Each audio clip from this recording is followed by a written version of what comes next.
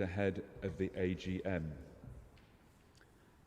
Most certainly due to changing and uncertain economic conditions of our post-pandemic world, there have yet again been changes in our giving this year. We're showing a shortfall, let's admit it, of €35,000 versus budget and 35,000 below 2022 result. We should also remember the launch of our ambitious capital campaign in parallel and the fantastic response of the Cathedral community and friends. The Pledge Committee recommends we should be attentive to the fact that the number of pledges has increased by 6, the average pledge has declined by 9.7%, and we are still FX dependent, and the top 12 donations represent 54% of the total annual budget. An enlarging of the donor base is our priority to get back to over 200, and a project we look forward to working with our new Dean.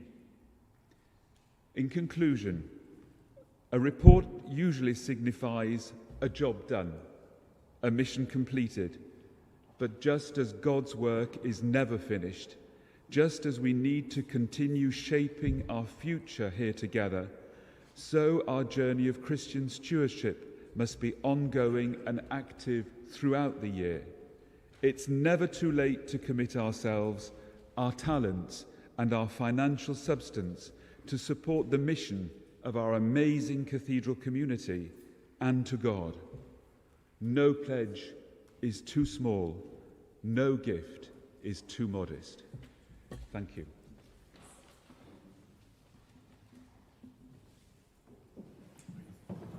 Yep, I've included my senior warden report.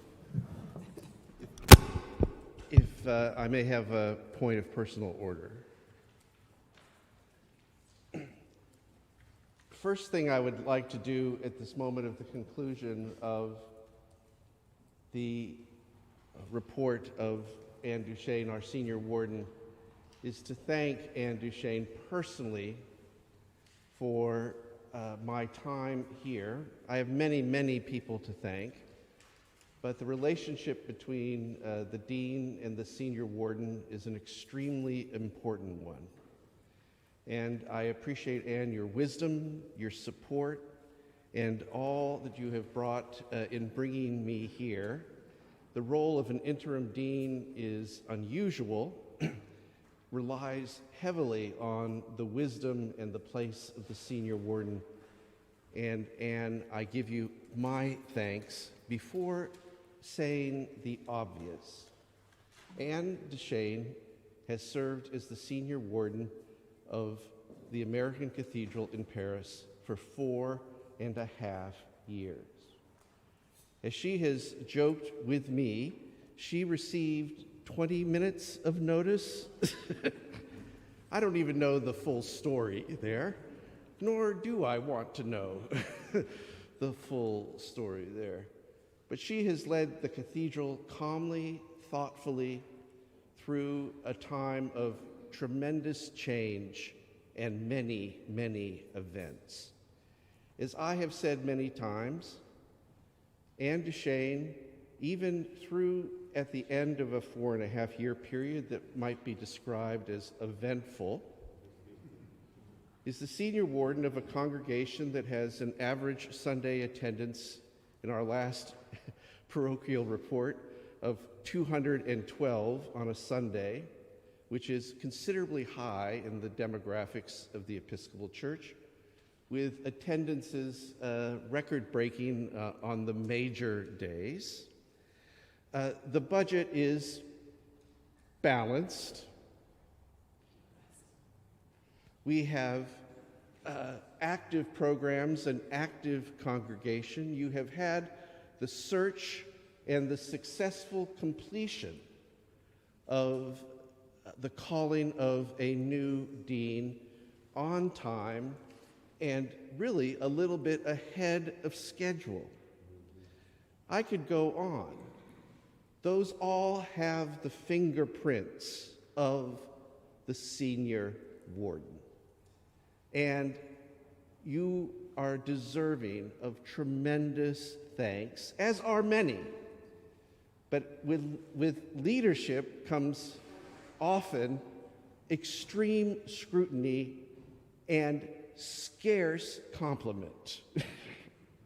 And I think on this day, we can all take a moment and thank and compliment Anne on a job very well done.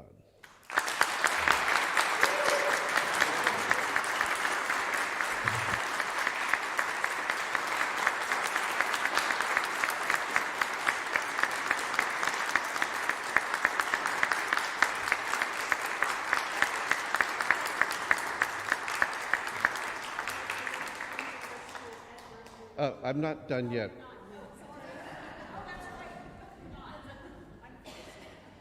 If I may continue on my point of personal order. As is common in most bylaws of Episcopal parishes, congregations, cathedrals that are also parish churches, the rector, or in the case here, the dean, has delegated to this position the appointment of the next senior warden. That's very common. In where I come from in Pennsylvania, the Church of Pennsylvania, the senior warden is referred to as the rector's warden because the person is chosen by the rector, and sometimes the junior warden is referred to as the people's warden. You all are familiar with this because that person has been chosen by the vestry, the people's representative. I felt as interim dean that it was not my place to just choose the senior warden on my own volition, if you will. But I also thought that it was not wise to add the senior warden as an election to the annual general meeting process. So I entered into a process of conversation with many of our vestry members and with many congregants as we enter into this next period. Who is the person with who God can qualify and who has the skills to serve in this role, and who is willing to take on a role in a transitional time? As we had the conversations, we felt it very important that the next dean have the ability to choose a senior warden after the new dean had been here for a period of time. And so it also seemed wise in these many conversations that we asked someone to serve as senior warden who had 1 year remaining left on their vestry term, making it necessary for this entire community and the new dean to identify a senior warden 1 year hence.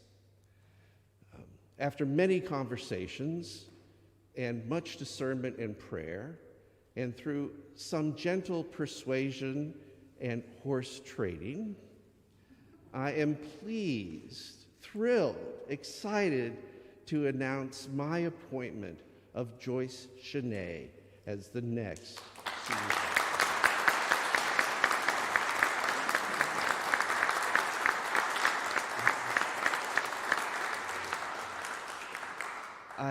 Joyce, of course, cannot immediately stand up and say, because her work has taken her, as you all know how life is here, to Japan today. She'll be here with us next week. Thank you, Tim. Now I turn it over to Edward. He's got the floor for the next 4 or 5 points on the agenda. So first, his treasurer report. So good morning, everyone. Special thanks to the many people that participate in the financial results that are presented this year, as well as the volunteers and within the volunteers and staff. I'd like to thank Sophie Billouette and Kate Thuet, who are associate treasurers. I'd like to thank our finance committee chairman, Mark Adams, And the other members, including Carol, who's on our staff. Carol, if you could raise your hand so people can recognize you. She's our administration and finance manager. Roderick Bannatyne, who I see out there. Roderick, raise your hand, please. Roderick helps with the M&O accounts as well as putting together the consolidation of all the different entities within the cathedral. Anne Perret specifically as well, who helps with getting your tax receipts done. So a very important role